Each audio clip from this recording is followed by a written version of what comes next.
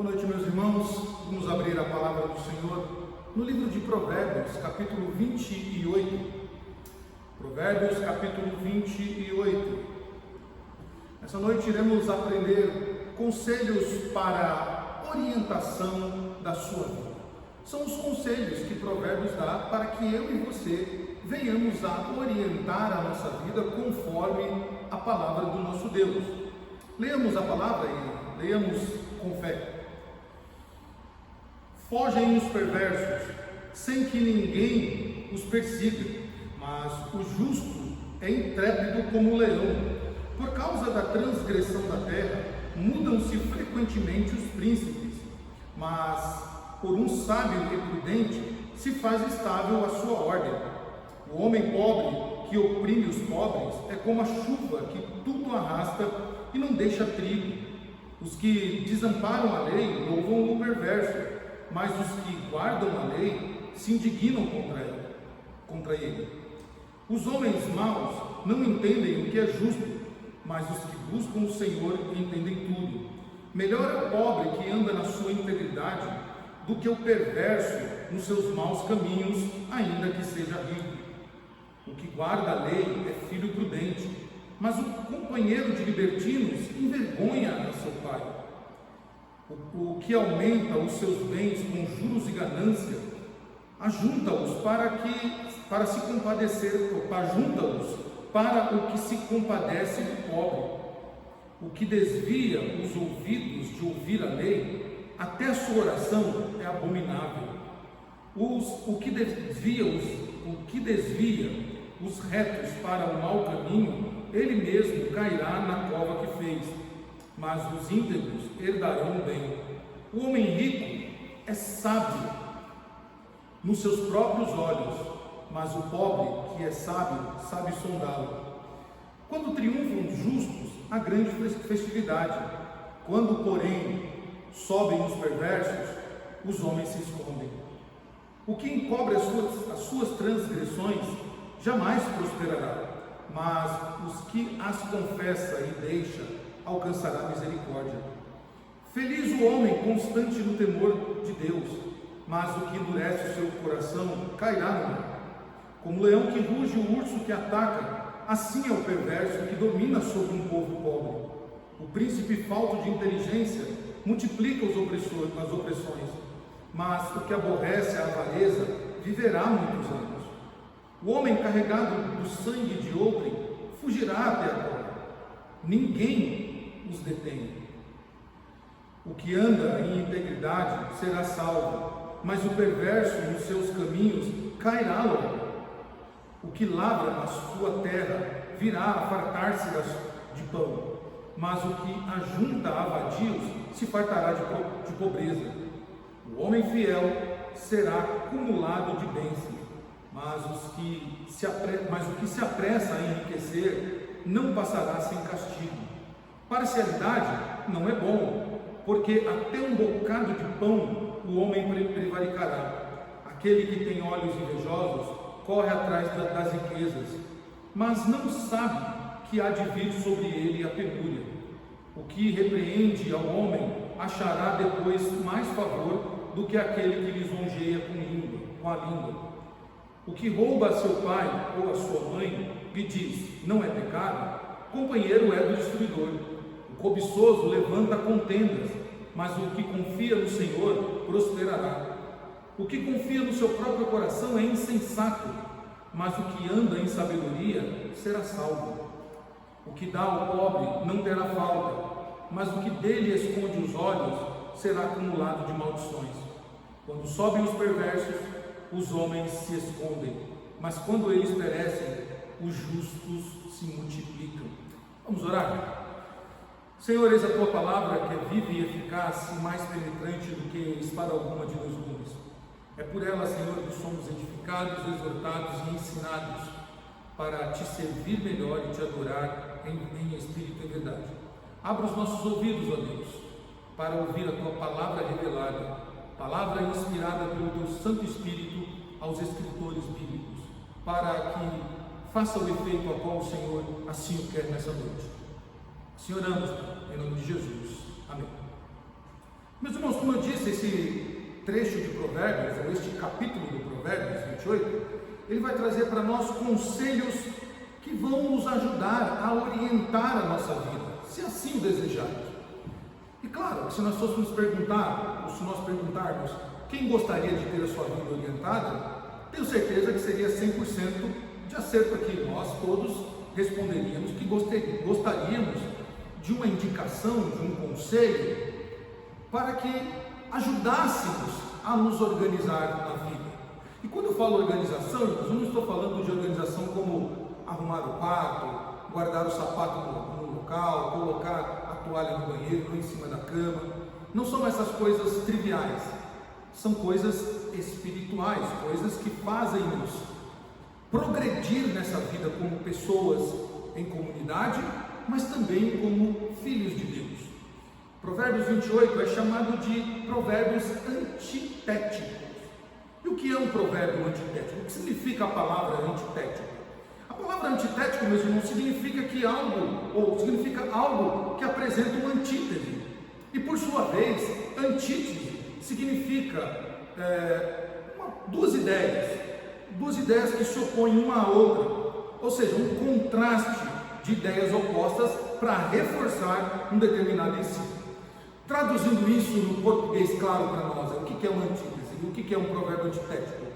São duas verdades que se opõem uma à outra. Geralmente é uma qualidade que se opõe a um defeito. E um exemplo de um provérbio antitético ou de uma antítese é muito comum usado no mundo de hoje para se tratar de uma pessoa. Imagine um homem e tem duas mulheres conversando sobre este homem e uma vai dizer assim: nossa, ele é um bom pai, mas um péssimo marido.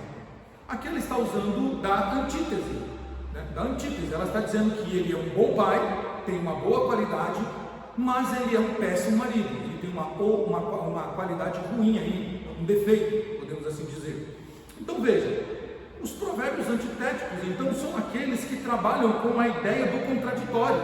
Capítulo 28 e 29 vão trabalhar com essa ideia do contraditório.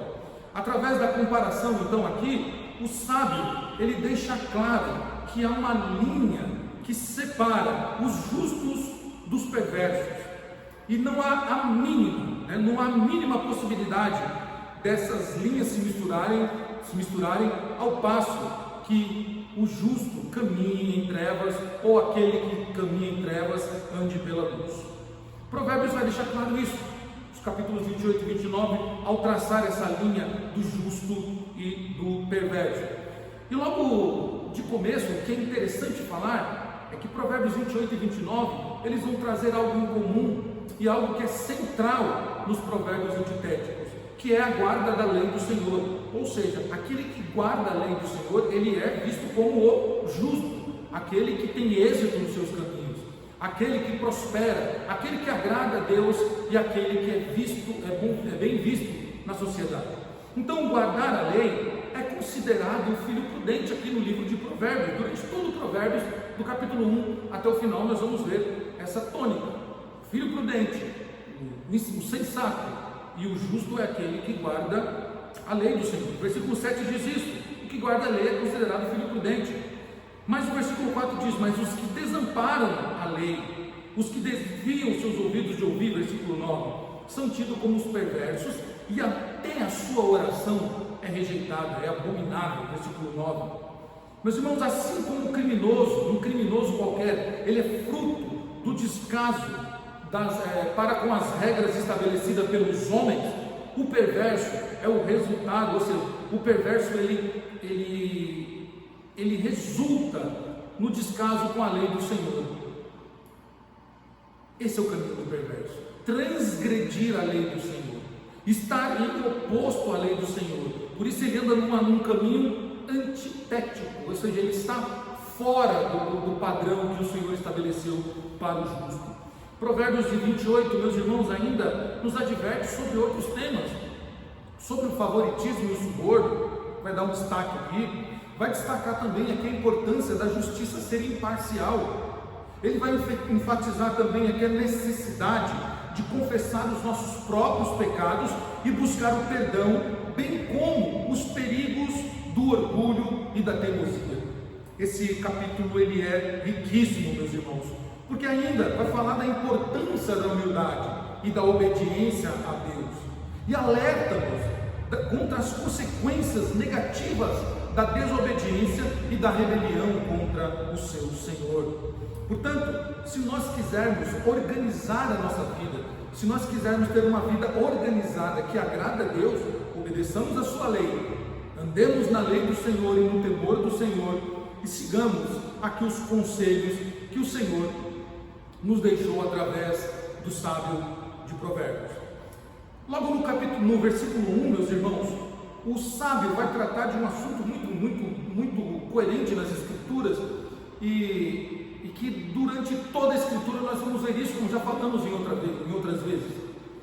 Desde o da queda, há duas linhas que se opõem uma à outra: a linha dos justos e dos perversos, a linha dos filhos da serpente e a linha dos filhos de Deus.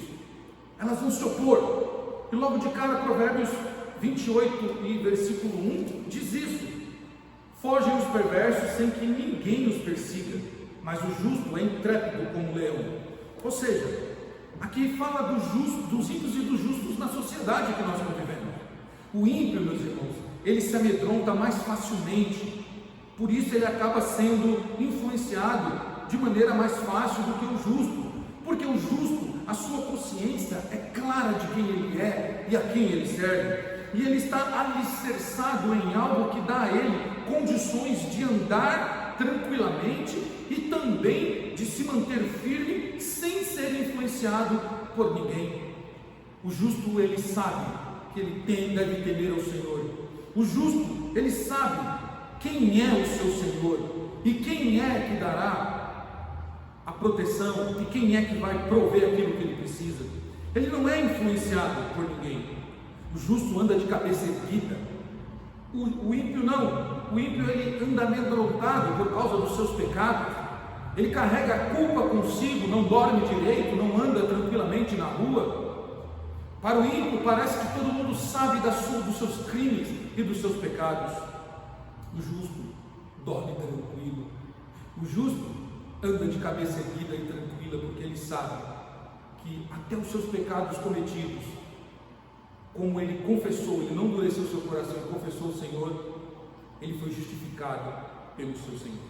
Versículo 2, meus irmãos, o sábio vai falar sobre a corrida pelo poder, e algo bem interessante aqui, vejam só.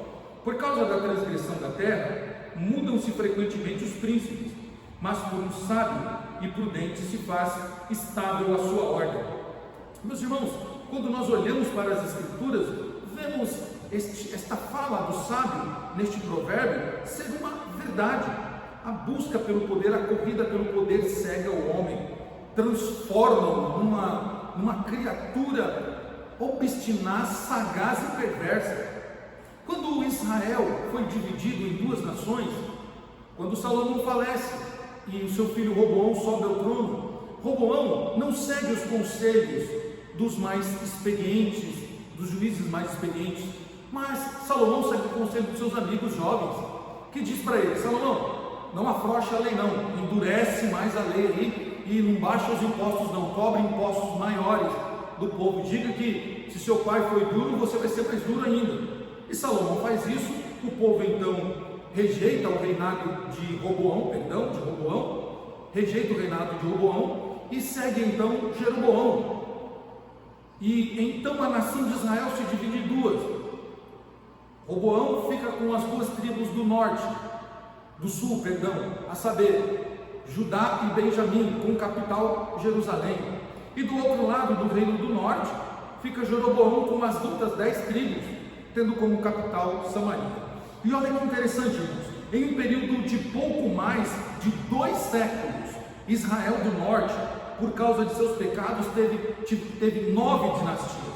Em 2 séculos, o Israel do norte teve 9 dinastias. Cada uma dessas, depois da primeira, foi inaugurada por um assassinato. Então, no lado do norte, não houve uma continuidade de governo, porque havia uma sede, uma busca pelo poder. Então aquele que ia ascender ao trono, ele matava todos os herdeiros. Ele matava o rei atual. Havia várias conspirações, houveram muitas conspirações no Reino do Norte para exercer o trono real. Em compensação, meus irmãos, em 3 séculos e meio, Judá, por causa da aliança de Deus com Davi, teve somente uma dinastia. Em 3 séculos, uma dinastia. É claro que o Reino do Sul também teve os seus exageros pela busca do poder. Houve uma mulher chamada Atalia, perversa. Atalia, quando seu filho morre, Atalia manda matar todos os descendentes, todos os irmãos do rei. Foi aquela matança, irmão, de descendentes, jovens ainda. E ela se tornou então rainha, porque ela matou toda a sucessão real, exceto Jorão, que foi guardado pela sua tia, escondido pela sua tia no templo do Senhor, e ela não ficou sabendo que esse rapaz sobreviveu. Atalia governou, foi a única mulher que reinou em Israel, e reinou de uma forma cruel, tendo sangue nas suas mãos. Meus irmãos, a sede pelo poder cega o homem. Nós vivemos no nosso país algo muito semelhante, claro que não nas vias de fato como aqui, mas nós vivemos e vemos que pelo poder, pela cadeira do poder, os homens fazem tudo. Eles passam por cima da verdade, da justiça, da retidão, não se atentam para o caráter, para a moral, não respeitam família, não respeitam ninguém. Pelo poder eles fazem tudo e seguem as suas ideologias sagazes, demoníacas, para alcançar o poder. O sábio diz que aquele que busca o poder ele é um transgressor, e por isso mudam-se frequentemente o reinado dos príncipes. Mas o sábio, mas o justo, ele é sábio e prudente e se faz estável em ordem. Aquele que anda no caminho do Senhor, aquele que é temente a Deus, aquele que a sua confiança está no Senhor, ele se mantém estável, porque ele sabe que Deus é com ele. Meus irmãos, versículo 3, ainda o sábio nos traz mais uma lição, falando de opressão. Ele diz assim: o homem pobre que oprime os pobres é como a chuva que a tudo arrasta e não deixa pingo. Meus irmãos, é dura coisa que o sábio nos ensina. Ele nos ensina que a opressão deveria, nós entendemos isso, que a opressão deveria ou costuma vir do forte sobre o fraco, do rico contra o pobre, do grande contra o pequeno. Mas quando a opressão, quando a perseguição vem dos iguais, meus irmãos, é porque a desobediência chegou a um nível extremo. Quando nós somos perseguidos por aqueles que deveriam estar conosco, por aqueles que são dos nossos, meus irmãos, é porque o nível de desobediência chegou a um extremo. Ao longo da história do mundo, nós vemos isso acontecer diversas vezes, ainda acontece. Quantos judeus não entregaram os próprios judeus, gente do seu próprio povo, aos inimigos para serem mortos? Quantos negros escravizaram o seu próprio povo, venderam o seu próprio povo para outras nações para os fazerem escravos? Irmãos, quando a perseguição, quando a opressão vem dos nossos, é porque o nível de desobediência, o abandono daquilo que é justo, reto, chegou a um nível extremo. Quando nós somos perseguidos pelo nosso próprio povo cristão, quando aqueles que se dizem cristãos nos perseguem e são a favor de repressão, são a favor de leis duras contra a igreja, são a favor de censura contra pastores e contra crentes, é porque nós chegamos em um nível extremo de abandono daquilo que é justo, daquilo que é correto. O sábio ainda nos ensina, meus irmãos, no versículo 4, que quando a lei afrouxa, os maus prevalecem. É isso que ele diz. Os que desamparam a lei louvam o perverso, mas os que guardam a lei se indignam contra ele. Meus irmãos, o cristão não deve se alegrar com aquilo que Deus proíbe e nem se entristecer com aquilo que Deus aprova. Quanto mais eu e você conhecemos a palavra, mais posicionamos contra aqueles que afrontosamente rejeitam os princípios divinos ou os preceitos divinos. Meus irmãos, nós não podemos nos alegrar com aquilo que Deus se entristece, e nem podemos nos entristecer quando Deus está lançando juízo sobre alguém, quando Deus está aplicando a disciplina contra alguém. Vivemos dias maus, meus irmãos. Vivemos dias em que as pessoas se alegram com inocentes sendo presos. As pessoas ficam felizes quando alguém do partido contrário do dela é trancafiado numa cela de forma inocente porque escreveu numa estátua.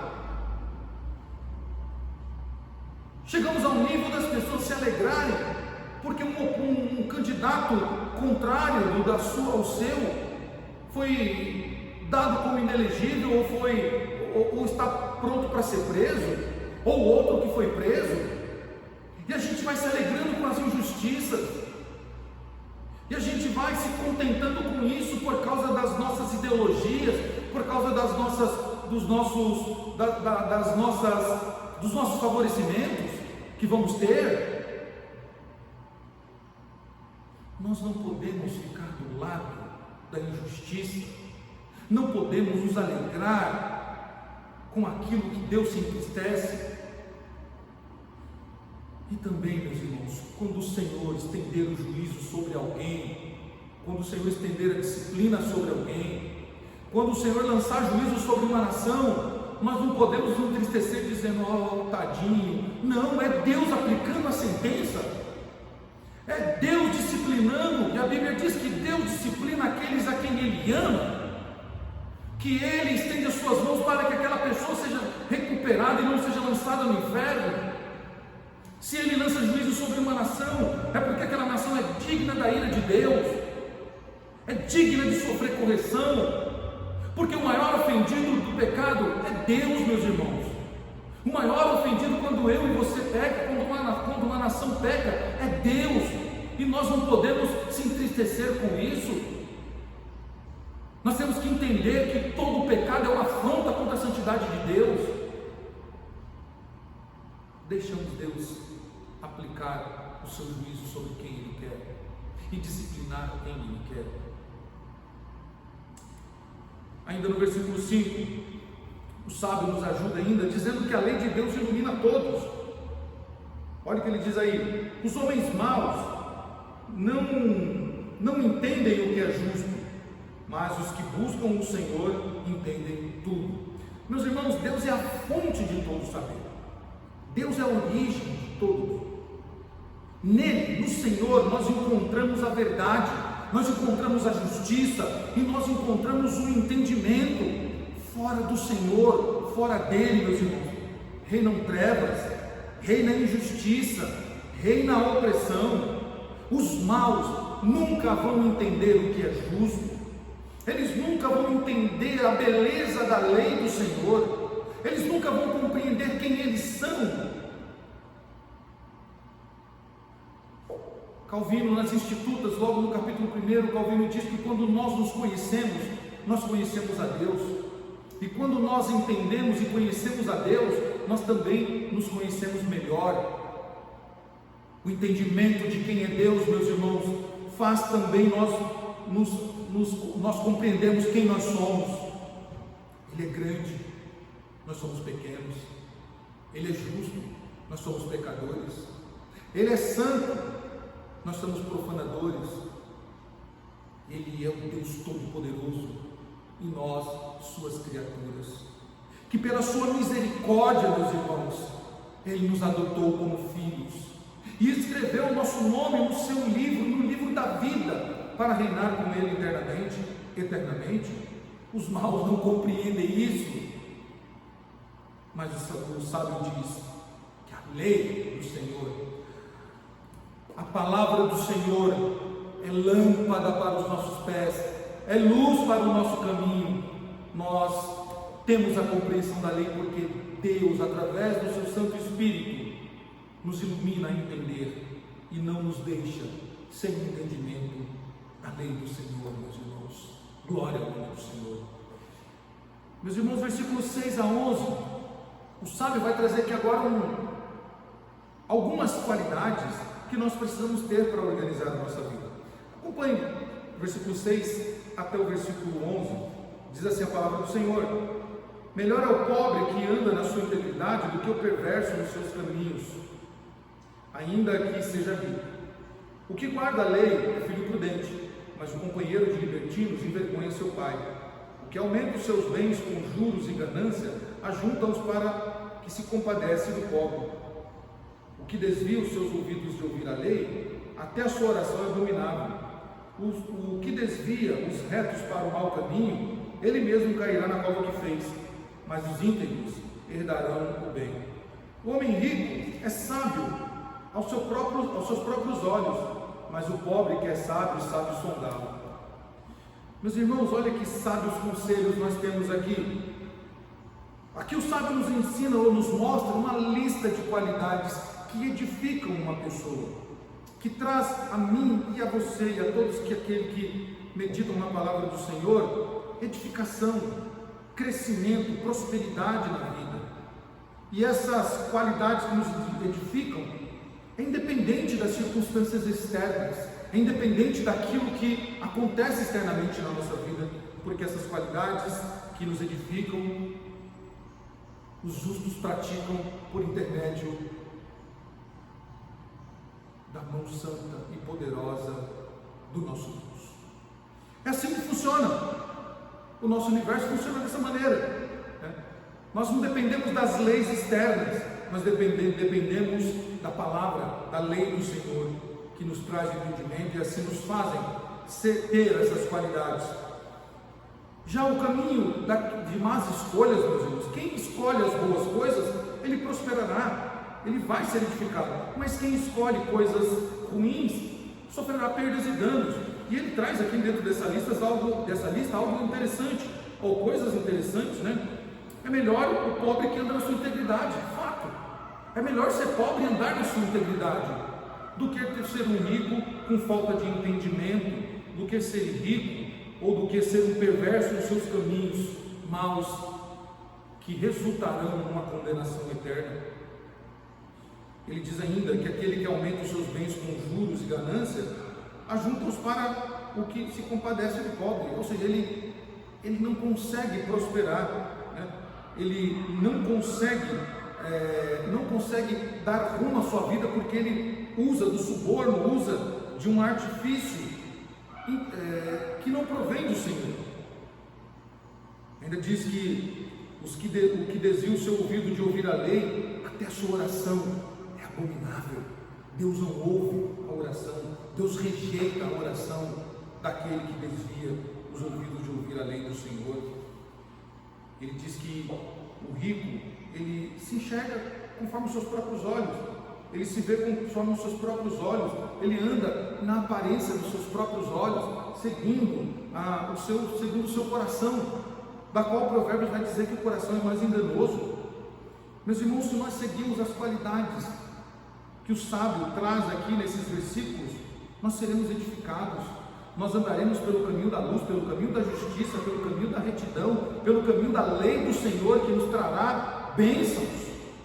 Mas se alguém escolher os maus caminhos, ou as escolhas más, ele sofrerá perdas e danos. Versículo 12, meus irmãos, o sábio nos ajuda aqui a entender. Ele diz assim que quando triunfam os justos, há grande festividade. Quando, porém, sobem os perversos, os homens se escondem. Aqui, meus irmãos, ele vai dizer que quando os perversos sobem ao poder, o povo teme e foge. Um governante íntegro, meus irmãos, alegra o povo, porque ele é um instrumento de Deus. Um governante perverso é uma tempestade de maldição. Nós vemos, por governos afora, aí, ditadores que estão no poder, como que o povo faz. Recentemente nós vimos um abandono quase que de uma grande parte dos venezuelanos abandonando o seu país para entrarem no Brasil, porque eles estavam morrendo de fome e vivendo sob uma ditadura. Eles estavam fugindo porque não conseguiam mais viver debaixo de um governo tirano.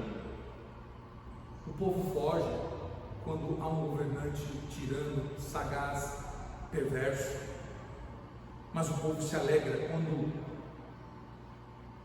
ele tem por representante um governo justo, um governo íntegro, que traz alegria e bênção para aquele povo. Ainda o sábio nos traz algo interessante ainda no versículo 13, quando ele diz que o que encobre suas transgressões jamais prosperará, mas o que as confessa e deixa alcançará misericórdia. Meus irmãos, o pecado encoberto é um pecado conservado. O pecado, meus irmãos, é maligno e conduz à destruição.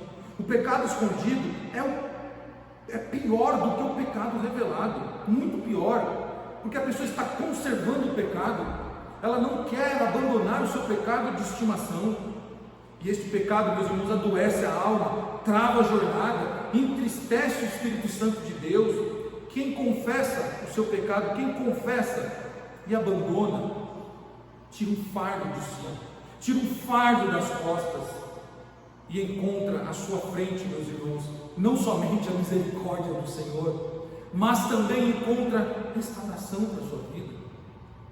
Encontra restauração. Davi se encaixa bem nisso aqui. Davi diz que enquanto ele não confessou o seu pecado, os seus ossos adoeceram. Enquanto Davi não foi à presença do Senhor confessar o seu pecado, Davi disse que adoecia. Mas quando Davi confessa o seu pecado, meus irmãos, ele encontra não só a misericórdia de Deus, mas encontra também restauração para a sua vida. Glória ao nome do Senhor. Não permita que o pecado se instaure na sua vida. Não permita que o pecado encontre alojamento vitalício na sua vida. Não permita que o pecado faça parte do seu ser. Abandone-o, confesse ao Senhor e deixe. Confesse e deixe, para que você encontre misericórdia e encontre restauração para a sua vida. Verso 14, meus irmãos, o sábio vai falar aqui do temor que produz alegria. Ele diz assim: feliz o homem constante no temor de Deus, mas o que endurece o coração cairá no mal. Meus irmãos, o temor do Senhor é o princípio de sabedoria. Feliz sou eu, feliz é você, quando permanecemos em resoluta constância, meus irmãos, no temor do Senhor nosso Deus, pois esse temor nos livrará de quedas desastrosas, de quedas catastróficas. O temor do Senhor nos leva à sua presença. O temor do Senhor, meus irmãos, faz com que nós encontremos misericórdia, faz com que nós encontremos graça, faz com que nós encontremos o colo amoroso do Pai. Ao passo, meus irmãos, que o endurecimento do coração nos afasta de Deus, nos distancia do seu Espírito Santo, nos afasta da cruz, nos tira da comunhão. E um coração endurecido, meus irmãos, tem um só destino: a perdição eterna, longe da presença santa e amorosa daquele que nos criou. Não permitamos ou não deixemos que o pecado que endurece o nosso coração nos afaste do nosso Senhor. Talvez hoje seja dia de nos achegarmos ao Senhor e dizer: Senhor, quebra esse coração, amolece esse coração, Senhor, tira toda a dureza, concretude desse coração. Se for possível, muda, tira ele, põe outro, quebra esse coração e coloca um coração de carne, Senhor, um coração temente a Ti, um coração que louva e adora ao Senhor. Versículos 15 e 16, meus irmãos, o sábio vai nos falar agora sobre a tirania. Olha o que ele diz aí: como leão que ruge e urso que ataca, assim é o perverso que domina sobre um povo pobre. O príncipe falto de inteligência multiplica as opressões, mas o que aborrece a avareza viverá muitos anos. Esses versículos, meus irmãos, refletem as experiências desastrosas de muitos povos necessitados. Os tiranos aos olhos de Deus, ou o tirano aos olhos de Deus, é alguém inumano, é alguém estúpido, é alguém de curta sobrevivência. Nós presenciamos nesse século, meus irmãos, alguns tiranos que oprimiram povos, como Saddam Hussein, Osama Bin Laden, né? E outros tantos, Hugo Chávez, mais atrás o Pinochet, hoje ainda tem os seus outros nomes aí. Meus irmãos, Provérbios diz que esses tiranos, aos olhos de Deus, meus irmãos, são subhumanos, são estúpidos, são pessoas de curta sobrevivência. Elas não terminarão os seus dias de vida em prosperidade. Elas não terminarão a sua vida sem receber de Deus o justo juízo aqui na terra. Quantos povos, meus irmãos, não estão sofrendo? Quantos povos não estão sendo massacrados por tiranos? Quando nós olhamos para a igreja do Senhor espalhada por este mundo, muitos irmãos nossos sofrendo em países, alguns sendo presos, outros sendo levados à morte, outros, meus irmãos, sendo oprimidos de todas as maneiras. Quando nós olhamos para o passado, nós vemos os nossos irmãos da chamada cortina vermelha, irmãos que foram presos, torturados, que viram seus filhos sendo torturados, suas esposas sendo torturadas. Por amor a Cristo, eles morreram por causa do Evangelho, porque eles não recuaram, meus irmãos, diante da tirania desses homens perversos. Versículo 17, o sábio agora vai falar sobre o assassinato. Olha o que ele diz aí: o homem carregado do sangue de outro fugirá até a cova, ninguém o detenha. Meus irmãos, o assassinato, ou o assassino, melhor dizendo, é um indivíduo perturbado na sua rota de fuga. É alguém sem paz, como ele já disse aqui nos versículos anteriores. O assassino, ele é alguém que não dorme em paz, que não tem uma vida em paz. Ele é uma pessoa perturbada. Ele tirou não somente a vida da pessoa, do seu semelhante, mas ele também tirou a sua própria vida. Porque no momento que ele matou uma pessoa, ele também morreu com aquela pessoa. O assassinato, meus irmãos, é a quebra do 6º mandamento da lei do nosso Deus. Veja só, alguns podem dizer aqui: ufa, ainda bem, estou livre desta. Eu nunca matei ninguém, nunca peguei uma arma, nunca peguei uma faca, nunca atirei nada em alguém para matar essa pessoa. Meus irmãos, a nossa confissão, ela expande isso aqui, baseado no entendimento das Escrituras, de que assassinato de alguém não é somente o físico. Quantas pessoas não mataram o outro semelhante no coração, dizendo: para mim essa pessoa morreu, para mim esta pessoa morreu.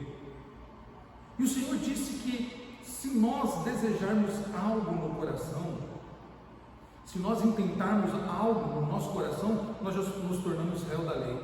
Então aquele que mata o seu irmão no coração, ele já é réu da lei, como um assassino. Portanto, meus irmãos, não permita que o seu coração seja um coração assassino, te faça um assassino, te faça alguém que não só matou um semelhante, alguém semelhante, mas também não permita que o seu coração endurecido também tire a sua própria vida. Porque a quebra desse mandamento, meus irmãos, ela é não só o assassinato é uma quebra do 6º mandamento, mas também é uma usurpação de um direito inalienável de Deus. É Deus quem dá a vida, é Deus quem tira a vida.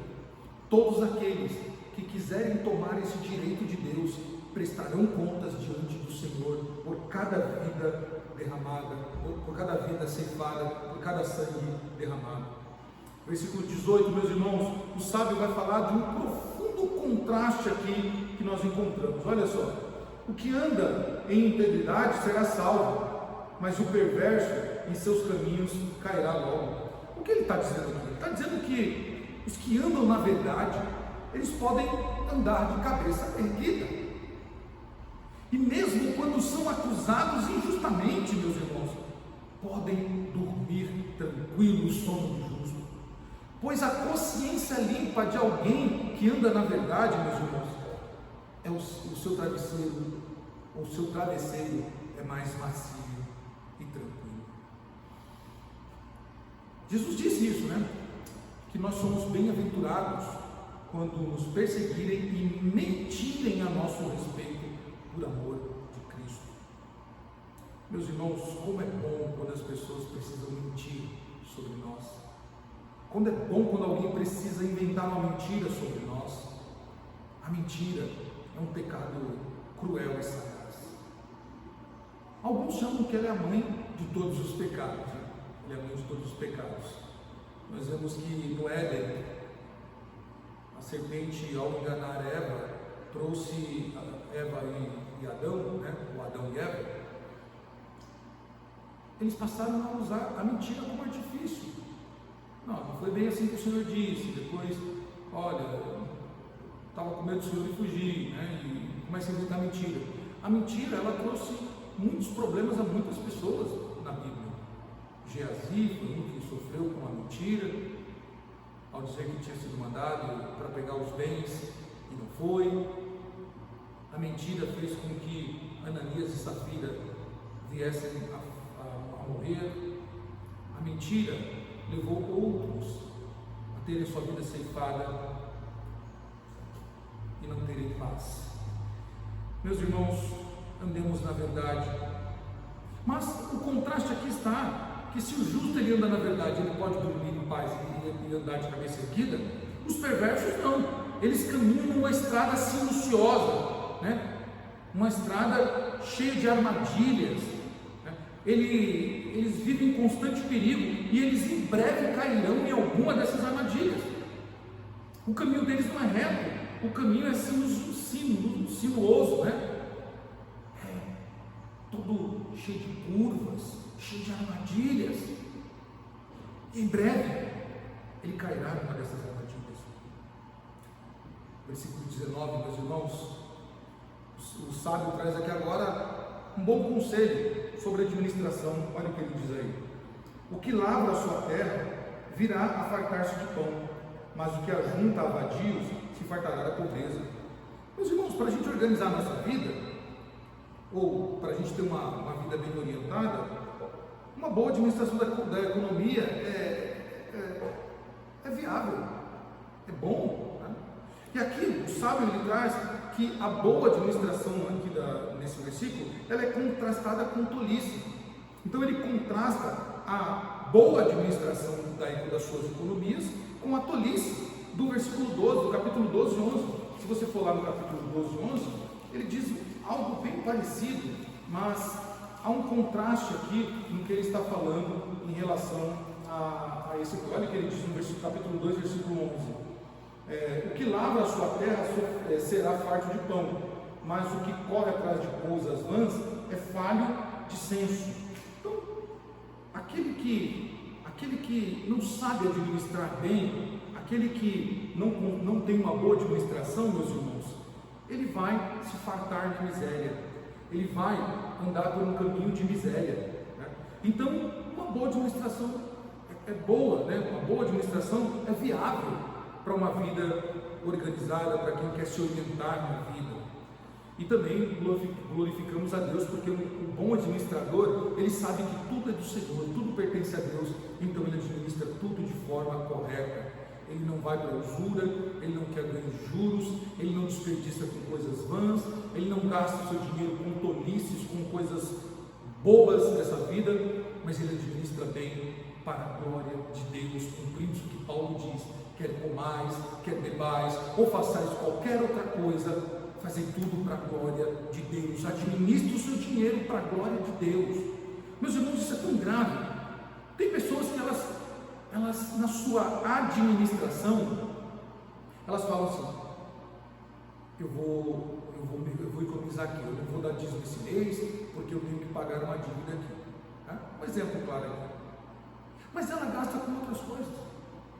Ela gasta com aparelhos do celular que não precisa. Está com um aparelho novo aí, ela vê um aparelho novo na televisão e quer comprar aquilo, porque a propaganda trouxe aos seus olhos a cobiça. Ela passa numa loja de roupa e seu guarda-roupa já está cheio, ela vai lá e compra mais uma roupa, compra um tênis, sendo que o seu guarda-roupa, sua sapateira, não sei se ainda usa isso, né? Está lá com tantos pares de sapato. Mas aí ela fica preocupada porque o valor do dízimo, 10%, é um valor um pouco alto aos seus olhos, né? Aos seus olhos. E ela não consegue então administrar a sua vida. O problema não é o dízimo, o problema não é uma oferta, o problema não é uma ajuda que você dá a uma pessoa, o problema não é uma ajuda que você dá a um familiar, o problema é a falta de administração que não glorifica a Deus. Nós precisamos, meus irmãos, ser bons administradores daquilo que Deus colocou em nossa mão. Deus colocou o que colocou na nossa mão para nós administrarmos da maneira correta, que glorifica o seu nome. Façamos isso com alegria, meus irmãos. Aquele que é fiel no pouco, no muito o Senhor dará. Então, se você tem uma renda atualmente, se organize em cima dela, porque quando o Senhor multiplicar ou triplicar a sua renda, você vai estar pronto para administrá-la também, o Senhor vai te honrar. Versículos 20 a 25, meus irmãos, já caminhando para o final, o sábio nos fala sobre riquezas. Olha que interessante o que ele diz aí, versículos 20 a 25. O homem fiel será acumulado de bênção, mas o que se apresenta a enriquecer não passará sem castigo. Parcialidade não é bom, porque até por um bocado de pão o homem prevaricará. Aquele que tem olhos invejosos corre atrás de riqueza, mas não sabe que há de vir sobre ele a penúria.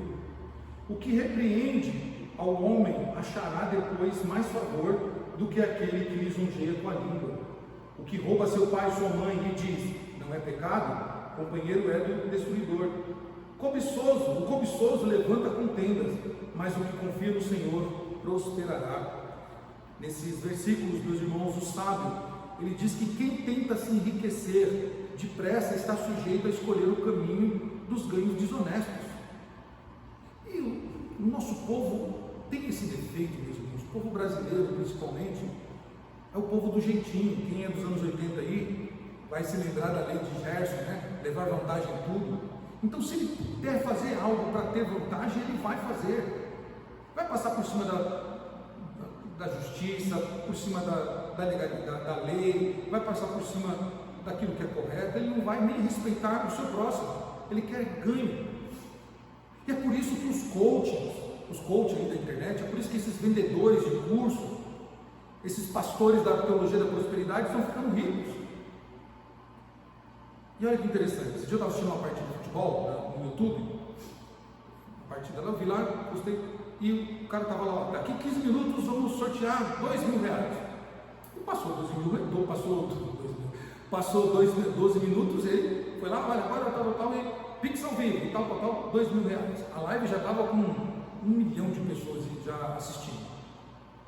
E falou, tá vendo aqui, ó, aqui o Pix é na hora, a pessoa embaixo, ó, ganhei, tá. Daqui 15 minutos nós vamos sortear mais 2.000. Então vejam só, o jogo de futebol tem 2 tempos, né? Se ele faz sorteio 12 minutos por tempo, são 4 sorteios. Vamos supor em tese, meus irmãos, que ele ali distribuiu R$8.000, com 1 milhão de pessoas fazendo as suas apostas ali. Ele ganhou com certeza o triplo ou quíntuplo disso aí. Mas o que chama atenção é que as pessoas querem mais fácil. Ninguém quer trabalhar de uma forma justa, o correto, para ganhar o seu dinheiro e poder dizer, ganhei de forma honesta. Posso andar de cabeça erguida que eu ganhei de forma honesta. É por isso que as casas de jogatinas estão cheias. É por isso que os vendedores de cursos estão se enriquecendo, porque sempre tem um consumidor. Só existe vendedores de curso, só existe coaching, só existe pastores da prosperidade, porque existe um povo consumista, sedento, para ganhar um dinheiro fácil. É duro, meus irmãos, mas é essa a verdade. Esses lobos só existem porque as ovelhas estão querendo sair do curral, estão querendo sair do pastoreio do Senhor, estão indo atrás desses lobos enganadores predadores, que estão arrancando a lã das ovelhas até ela ficar sem nada, descoberta e doente. Abramos os olhos, povo de Deus, não caiamos no erro, não tenhamos um coração cobiçoso, enganoso e avarento que o afaste do Senhor. Ele é o dono do ouro, o dono da prata. O nosso Deus é todo poderoso. Ele é rico, meus irmãos, para nos dar aquilo que nós precisamos e necessitamos. Nós não precisamos de dinheiro, ganhar dinheiro fácil. A nossa vida não está ancorada no vil metal. A nossa vida, a nossa dependência nessa terra não está em lucros, mas ele está no nosso Deus, no nosso Senhor, que sabe o que eu e você precisamos. A confiança, meus irmãos, é a certeza que torna a vida do cristão uma vida mais feliz. A confiança em Deus, meus irmãos, é a certeza que torna a vida do cristão uma vida de qualidade e uma vida de louvor a Deus. Versículo 26, o sábio agora fala que o coração não é confiável. E olha o que ele diz aí no versículo 26. Provérbios 28, 26, ele diz assim: o que confia ao seu próprio coração é insensato, mas o que anda em sabedoria será salvo. Meus irmãos, o coração não é um bom mestre. Por mais que as pessoas tentam romantizar aí a fé, o coração não é um bom mestre. Ele é enganoso. E confiar no que diz o nosso coração é uma escolha tola. E nós vemos muitas pessoas dizendo assim: não, Deus não quer, Deus não quer, Deus quer o nosso coração, Deus não quer o nosso corpo, quer o nosso coração. Ele sabe que o nosso coração o ama, né? E no meu coração, Deus sabe que eu amo. Você não está no meu coração para saber. No meu coração, ele é apaixonado por Deus. São frases, mais frases sobre isso, meus irmãos. E as pessoas têm até um ditado popular que diz assim: você está em dúvida de alguma coisa, você fala assim: eu não sei se eu vou fazer isso ou aquilo, eu não sei se eu vou cursar isso ou aquilo, eu não sei se eu vou casar com fulano ou ciclano, eu não sei se eu vou para a igreja A ou B, eu não sei se eu vou para a igreja hoje ou não, eu não sei se eu vou ser... A pessoa diz assim: siga o teu coração. Tolice. Tolice é seguir o coração, meus irmãos. O fiel, o justo, meus irmãos, ele não anda segundo o seu coração, porque a ele foi dada a sabedoria de Deus, do qual nós já aprendemos que quem não tem sabedoria, peça a Deus que o dá a todos. Sabedoria é olhar para a vida, meus irmãos, com os olhos de Deus, é tomar decisões com base na palavra do nosso Deus, meus irmãos. A autoconfiança, ela é insensatez e procede à queda. Nós temos que seguir o que a palavra do Senhor diz, não o meu coração. Entre o meu coração e a palavra prevalece. Entre as escolhas do meu coração e aquilo que a Bíblia, a palavra de Deus me diz que eu devo seguir, só a Escritura, somente a Escritura, meus irmãos. Versículo 27, o sábio nos fala sobre a bênção da generosidade. E olha o que ele diz aí, versículo 27.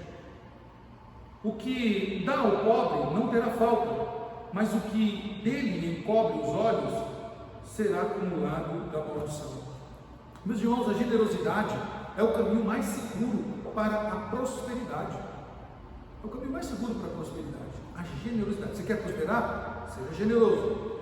A alma generosa, ela vai prosperar. Quem dá ao pobre não passa necessidade. Quem compartilha não passa necessidade. Quem tem seu coração generoso, meus irmãos, não passa necessidade. Dar ao pobre, dar ao necessitado, ajudar o irmão que está passando por dificuldade, meus irmãos, é entender que os bens que Deus nos deu, aquilo que Ele nos deu, aquilo que Ele nos dá, não nos deve ser retido, ou não deve ser retido com usura, mas distribuídos com generosidade. Nós devemos compartilhar, devemos socorrer o necessitado. Isso faz parte. nosso, vamos chamar assim, do nosso combo de fé. Nós temos a nossa fé, mas nós temos as obras da qual o Tiago fala, né? As obras pratique o bem, socorra o necessitado, ampare o ferido, hospede aquele que está desabrigado. Nós temos que ter esse coração generoso, meus irmãos, que já foi uma marca inegociável da igreja e que infelizmente hoje está minguando e quase não se acha mais. Encerrando, meus irmãos, o versículo 28, o sábio fala sobre o temor de um povo. Olha o que ele diz aí, que é muito interessante.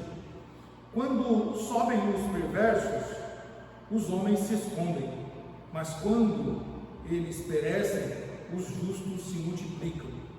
Meus irmãos, um governante se torna carrasco enquanto ele esmaga o povo com tributos abusivos. Nós já citamos aqui o caso de Roboão, que foi visto como um governante carrasco por querer ampliar a cobrança de impostos e colocar impostos mais pesados.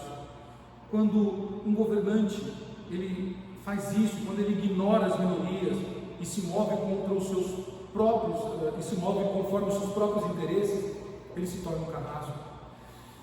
Nós vivemos tempos assim, meus irmãos, tempos em taxação de PIX, tempos em mais impostos, tributos, né? Nós somos um povo, talvez o povo do mundo que mais paga tributos, que mais paga impostos.